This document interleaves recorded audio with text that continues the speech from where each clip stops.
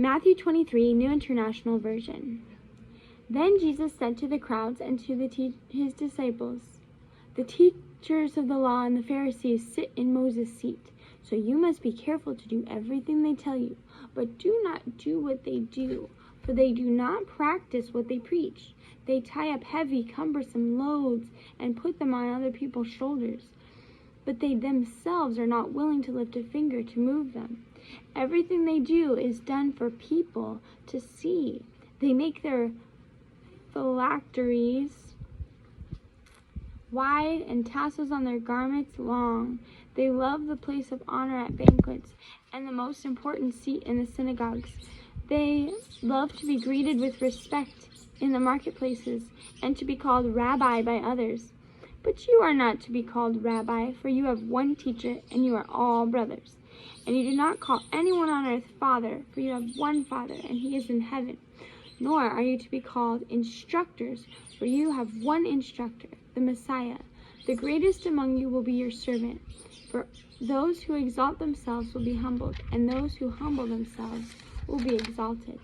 Woe to you, teachers of the law and the Pharisees, you hypocrites! You shut the door of the kingdom of heaven in people's faces. You yourselves do not enter, nor will you let those enter who are trying to. Woe to you, teachers of the law and Pharisees, you hypocrites! You travel over land and sea to win a single convert, and when you have succeeded, you make them twice as much a child of hell as you are. Woe to you, blind guides!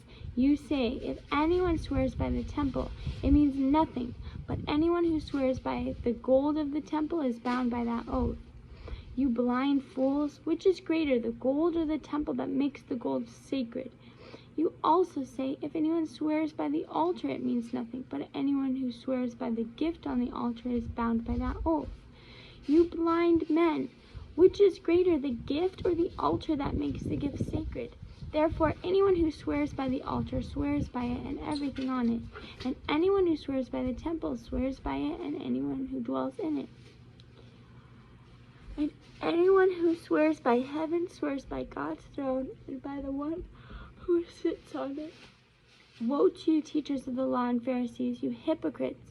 You give a tenth of your spices, mint, dill, and cumin, but you have neglected the more important matters of the law, justice, mercy, and faithfulness. You should have practiced the latter without neglecting the former. You blind guides, you strain out a gnat but swallow a camel. Woe to you, teachers of the law and Pharisees, you hypocrites! You clean the outside of the cup and dish, but the inside they are full of greed and self-indulgence. Blind Pharisees, clean the inside of the cup and the dish, and then the outside will be clean. Woe to you, teachers of the law and Pharisees, you hypocrites! You are like whitewashed tombs, which look beautiful on the outside, but on the inside are full of the bones of the dead, of everything unclean. In the same way, on the outside you appear to people as righteous, but on the inside you are full of hypocrisy and wickedness. Woe to you, teachers of the law and Pharisees, you hypocrites! You build tombs for the prophets and decorate the graves of the righteous. And you say, if we had lived in these days of our ancestors, we would not have taken part with them in shedding the blood of the prophets. So you testify against yourselves that you are the descendants of those who murdered the prophets. Go ahead then and complete what your ancestors started. You snakes, you brood of vipers. How will you escape being condemned to hell? Therefore, I am sending you prophets and sages and teachers. Some of them you will kill and crucify. Others you will flog in your synagogues and pursue from town to town. And so upon you will come all the righteous blood that has been shed on earth, from the blood of the righteous Abel to the blood of Zechariah, son of Berechiah, whom you murdered between the temple and the altar. Truly I tell you, all this will come on this generation. Jerusalem, Jerusalem, you who kill the prophets and stone those sent to you, how often have I longed to gather your children together, as a hen gathers her chicks under her wings, and you were not willing. Look, your house is left to you desolate.